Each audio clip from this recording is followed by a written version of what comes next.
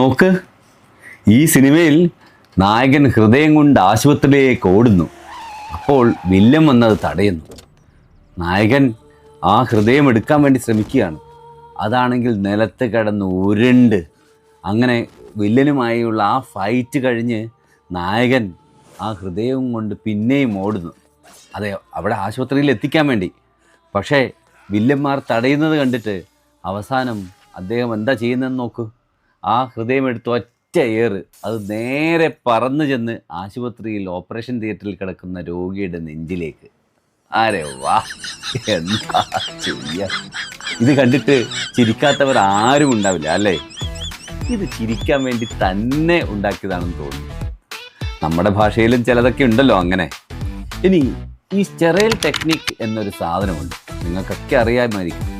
അത് പ്രകാരമാണ് എല്ലാ സർജറിയും നടക്കുന്നത്. കോവിഡ് സമയത്ത് പലരും ഇതിലെ കുറച്ചൊക്കെ ചെയ്തിട്ടുണ്ടാവും അല്ലേ, ചില സ്റ്റെറൈൽ ടെക്നിക്കുകൾ. പക്ഷേ ഓപ്പറേഷൻ സമയത്ത് ഈ സ്റ്റെറൈൽ ടെക്നിക് ഹൈ ലെവലിലാണ് ചെയ്യുന്നത്. കൈകൾ മുട്ടുവരെ വൃത്തിയിൽ സോപ്പോ സ്റ്റെറൈൽ സൊല്യൂഷനോ ഉപയോഗിച്ച് കഴുകുന്നതാണ് ഫസ്റ്റ് സ്റ്റെപ്പ്. അതിനുശേഷം സ്റ്റെറൈൽ ഗ്ലൗസും ഗൗണും ഇടും. ഇതെവിടെയും തൊടാതെ പേഷ്യൻറ്റിനെയും സ്റ്റെറൈൽ ഷീറ്റ് വെച്ചും കംപ്ലീറ്റായി മൂടും. അതാണ് നമ്മൾ ഓപ്പറേഷൻ തിയേറ്ററിൽ നീലയോ പച്ചയോ ആയി കാണാറുള്ളത്. മാത്രമല്ല സർജറിയിൽ ഉപയോഗിക്കുന്ന എല്ലാ സാധനങ്ങളും ഒന്നുകിൽ ഓട്ടോക്ലേവ് അല്ലെങ്കിൽ പ്ലാസ്മ, ETO എന്നൊക്കെ പറയുന്ന പല സ്റ്റെറൈൽ ടെക്നിക്കും ഉപയോഗിച്ച് സ്റ്റെറൈലാക്കിയതിന് ശേഷം മാത്രമാണ് ഉപയോഗിക്കുക. ഇങ്ങനെ അങ്ങേയറ്റം ശ്രദ്ധയോടെ മാത്രമാണ് എല്ലാ സർജറിയും നടക്കുന്നത്.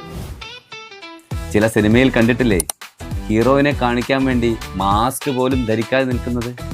ഇതൊക്കെ സിനിമയിൽ മാത്രം കാണിക്കുന്നതാണ് കേട്ടോ. സത്യാവസ്ഥ വേറൊന്നാണ്. ഇന്നത്തെ സിനിമയിൽ ഏറെക്കുറെ ശരിയായിട്ടുള്ള രീതിയിലാണ് പലതും കാണിക്കാറുള്ളത്. ഇനി ഇതുപോലുള്ള പല രസകരമായ കാര്യങ്ങൾ അറിയണമെങ്കിൽ കൂടെ പോന്നോളൂ.